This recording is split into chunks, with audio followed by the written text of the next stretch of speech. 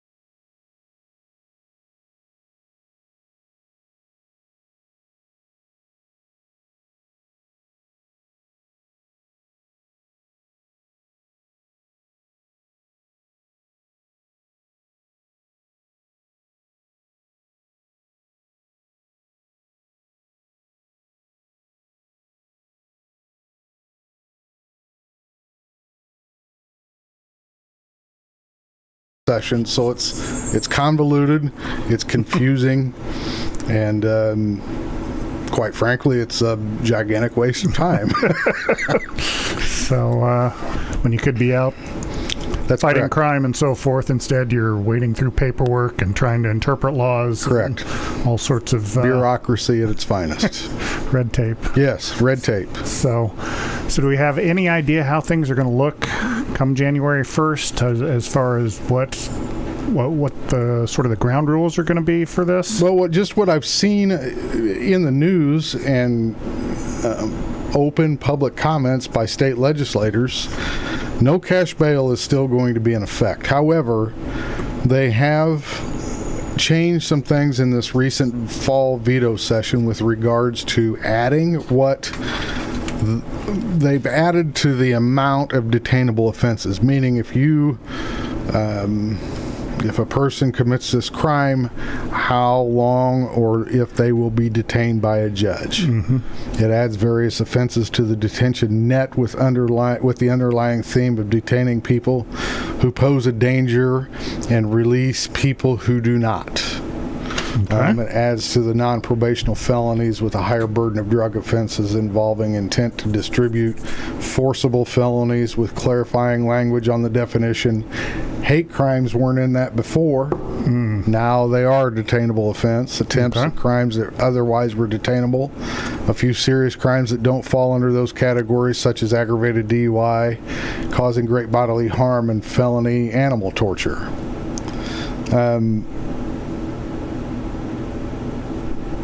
Everything is in haste with this law. Once they get arrested, then the courts have to move at warp speed to get these people in front of a judge for whether they're detainable or not detainable, how long they're going to be detainable, if they're not detainable, what their conditions of release are going to be. They've added some language to the dangerousness standard, the willful flight. They've added more language to that section of the Safety Act, giving it more definition.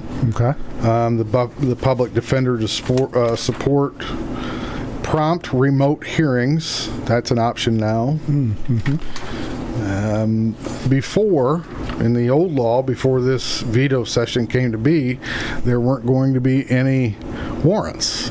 So you failed to appear, they would just send you some paper and slap you on the back of the hand, and you have a new court date, which is this far out in advance. If you miss that one, you'll get another piece of paper, slap you on the back of the hand. You need to get to court, and shake their finger at you. It didn't make any sense to us. This is completely an 180-degree turn from the way we are used to practicing law enforcement and the way courts handle things procedurally. Right. So, and then I'm sure with you being the chief and being in on all these meetings, you're playing double duty. Not only are you meeting with other folks that this is going to impact, then you have to turn around and you have to brief the department and all get them trained. Yes. Officers. We just had this last week on the 5th and 6th. We had the state's attorney at our facility training all, trying to get all of our officers up to speed on the way we're going to go currently with this. Until another amendment comes through. That's correct. Until another change comes. And there's still a possibility that this entire act could be ruled unconstitutional by the Illinois Supreme Court. Wow. I think there's 101 state's attorneys that have filed a class action lawsuit arguing in that fashion that it's unconstitutional. So then all this preparation and that's coming down to the wire. It could be ruled upon before the first of the year, and if it does get ruled upon, either we're going to go forward with the Safety Act as it stands or not. And there is a possibility, I believe, that it could just be pushed back to July, where more language changes could take place. So another few hundred pages for you to learn about. Correct. Well, maybe not you personally, but for someone to learn about. Yes, that's correct.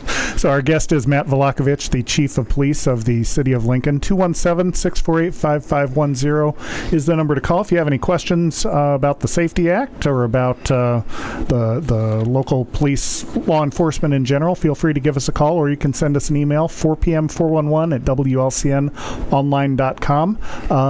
It is 10 after, so we'll go ahead and take our first break, and we'll be back right after this.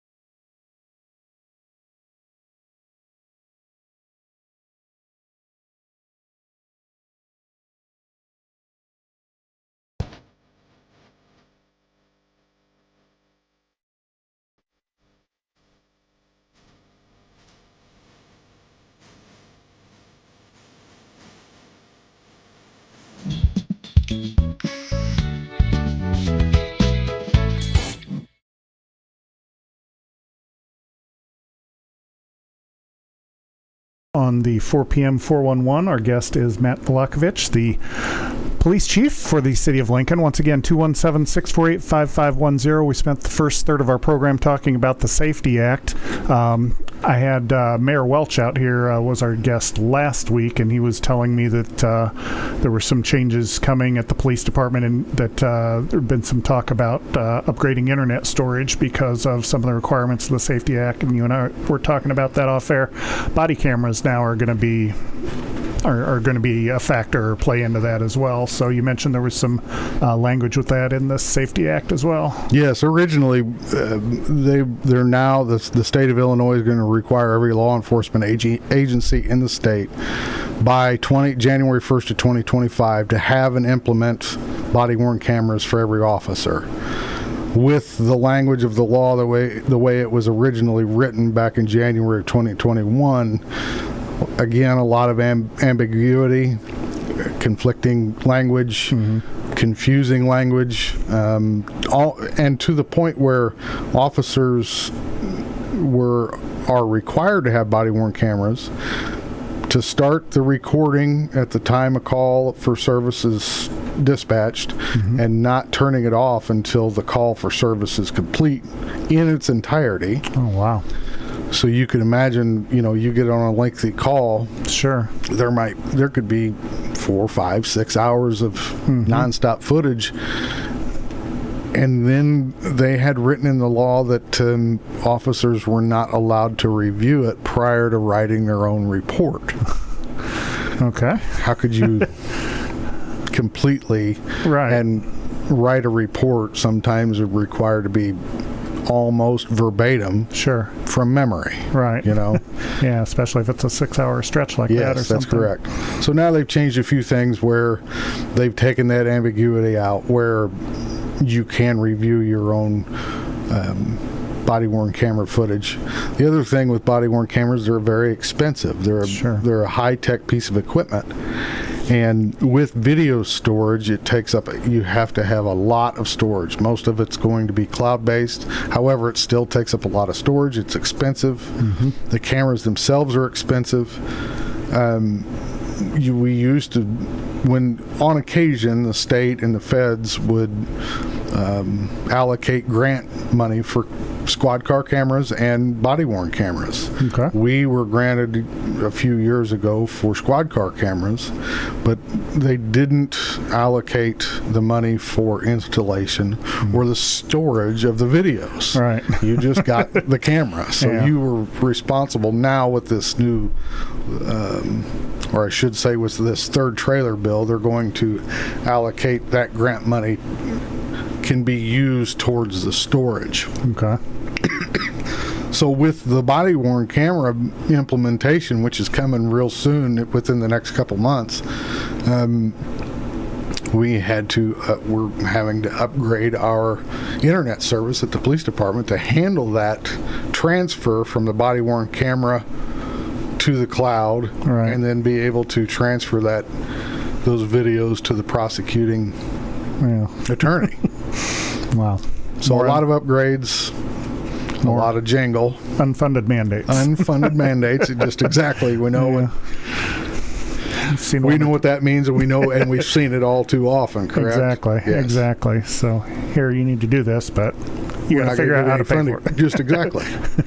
So you've been on the force. How long have you been on the force? When did you start? Well, I started in 2002, but that was with the county. I had 2.5 years with the county, and now I've been with Lincoln almost 18 years. Okay. And it's been in the local media, so we aren't breaking any news here. You're going to be retiring at the end of the calendar year, he says with a smile on his face. In addition to body cameras, what kind of changes have you seen sort of in that what is that, 20-ish years of law enforcement? Are there any big changes that maybe when you were young starting out you didn't foresee coming, whether it's technology? It would be the technology side of it, the bureaucracy. And you got to remember, right when I got started, everybody loved the police. It's not that we don't get the support here. We do. I don't want to misconstrue that. Right. We live in central Illinois in a really nice, tight fit community and county where we get the support from the community and county and the citizens. However, that's not the national trend. So if you remember 20 and a half years ago, that was right after 9/11 hit, and everybody loved the police. That's what I can't wrap my head around, is 20 years ago, which goes by in a blink of an eye. Right. You could snap your fingers. Sure. 20 years has passed. How fast that sentiment has changed. And if you remember right, I just heard this again the other day. Is it Andy Rooney that wrote that commentary about the policeman back in the 70s? I can't remember who that was, but I think I know what you're referring to. 0.5% of law enforcement officers are bad. And that statistic still holds good to this day. The national trend and the national optics of things is one guy does one bad thing, right? We're all bad. Well, that's not the case, and we all know that. Right, exactly. That's what I can't wrap my head around, is how swiftly the sentiment has changed. Where you had all the support, especially after 9/11, after our country was attacked, and all of those first responders and people lost their lives, and now 20 years later, the national sentiment is defund them. Right. Put all these new rules and bureaucracy in place and I'll just say it's to hamstring the police. For what? For one bad act? Right. Not that I'm diminishing that bad act. Right. Remember, 0.5% is bad. Right. It's not a lot of. That's not a lot of people. Yeah. So, what do you think has kind of turned that trend? Has it sort of been like maybe the social media and people having cameras on their cell phones and things like that? America is infatuated with law enforcement. From the federal level all the way down to the state and local level. There's always been an infatuation for law enforcement. Look at movies. Right. TV shows, it's law enforcement, firefighters, paramedics, to ER people, Right. Now you have the instant gratification of being able to, within your hand, record an incident, comment on the incident, and download it and send it out to millions within minutes. Is it a good thing or is it a bad thing? That's not for me to decide. Okay. But I think it has had a huge effect on the way we do things. Sure. Technology is advancing rapidly. I think with everybody having a video camera in their pocket has changed things. It is now catching some of those bad acts where the 0.5% aren't doing things the right way. Right. But I don't think it justifies that national trend against law enforcement. Yeah. Yeah, that's interesting. So we are at 20 after, so let's go ahead and take our second break, and we'll be back with more with Lincoln Police Chief Matt Vlahovich right after this.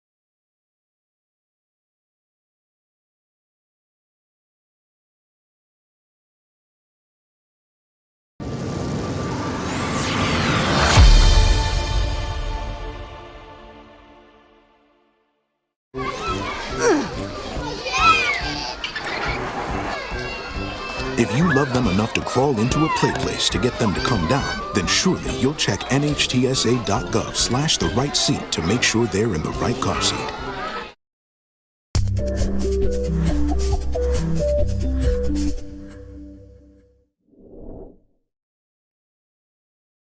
We are back on the 4 p.m. 411 with Lincoln Police Chief Matt Vlahovich.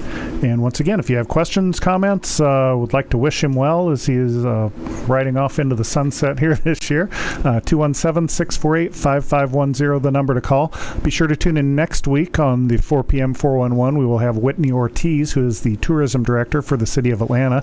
And if you have availability tomorrow morning, Lee Funk, an advisor with Both Hands Financial Group, will be the guest on Viewpoint starting at 8:15 tomorrow morning. But as I said, we have Chief Vlahovich here in the studio.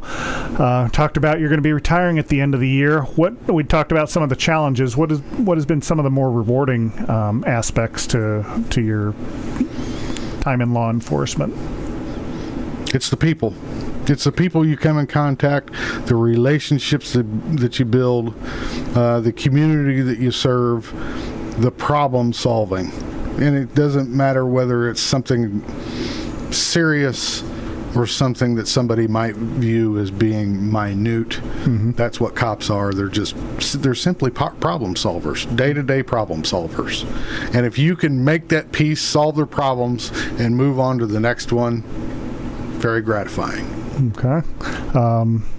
So you, how long? When was it you were named chief? Was it 2021? Yep. Okay. Yep. So, how is the leadership role on top of just law enforcement? Has that been what you thought it would be, or? Well, I spent a little over 6 years as deputy chief. And I thought I knew what being chief would be like, but I was a little bit wrong. It's a little more administrative, mm-hmm. a lot more attending meetings, community-based, and then fixing the problems from the city side more so than law enforcement side, I guess. Okay. But you have to oversee the whole thing. Right. It's my ship, Mm-hmm. Yeah. A little more stressful. Oh, I'm sure. So, post-retirement plans? I was an electrician for 10 years out of the IBW Local 193 down in Springfield. Okay. I'm vested in their pension. I'm just going to simply go back to work and do that for another about 10 years. That's my goal anyway. Okay. Trying to make some joke about electricity and police, and the only thing I can think is the electric chair, but obviously you aren't pulling the switch on that. So you mentioned about being a problem solver and sort of one of the rewarding things being in the community and solving those problems. Is that something that either you as a chief or the police department as a whole, is there sort of when you're learning about being an officer, is there sort of a community service aspect, or are officers encouraged to get out and be involved in the community? Because if you look on social media, I mean, you'll see, not necessarily Lincoln, but you'll see videos of an officer stopping his car and playing one-on-one basketball with some kids in the street, or going to someone's lemonade stand, or buying a bicycle for someone that maybe had theirs stolen, just things like that. Are those, is that part of the training of an officer, or is that it's not so much the training as it is mentoring. So, as you're fully aware, we're hiring new officers. Mm-hmm. We just got 2 officers out of the academy who graduated from the academy down at Belleville this last Friday. They start their field training program this week. Mm-hmm. They just simply see it and learn about it, and the officer, who is their field trainer, teaches them about the community aspect of it. If you look at our department, we have a lot of coaches, a lot of Christy Frugier, Chad Eimer, Sean Pettit, Jason Rohr do a fantastic job with the DARE program. Mm-hmm. We somewhat partnered up with an organization called Bikers for Brats for this Christmas. Mm-hmm. We sponsored the FOP, the DARE program in the Lincoln Police Department, sponsored that Bikers for Brats. We allowed them to come in, wrap the presents, a place that they could spread everything out, get everything organized. Just this past Sunday, the FOP just did the biker or the shop with a cop. Okay. I think that was on the Saturday, December 3rd. Okay. That's the DARE folks do a lot of that people don't see. Right. Providing where they see fit. Do you know what I'm saying? Sure. That's what I want. The community should know your officers. It helps in the long run, especially building those relationships. If the community knows their officers, they're more compelled to help, right, if needed. It's just a good understanding. Sure, absolutely. So, and you yourself, I mean, active with the Railer football program, yes. And you'll see that too. We've got a lot of coaches, a lot of mentors. You know, guys involved with kids. You know, sure, and try and that's correct. Set them on the right path. Yes, and help out where you can. So, our guest once again is Matt Vlahovich, Lincoln Police Chief. We're winding down the show here, but you got a quick minute if you would like to call in 217-648-5510. Gosh, we talked about the Safety Act. We talked about sort of your career in law enforcement. Is there anything like, let's say Matt Vlahovich becomes the, I don't know what the title is, the reigning entity for the police in, I don't know, Illinois or just in Lincoln. Funding isn't an issue. You've got no restrictions. Is there some issue or area or something that you would really like to see changed or added or enhanced to for the betterment of the police force and or the community? That's a tough question, because seriously, we have good support here. You know, city council supports us, the mayor supports us, the community supports us.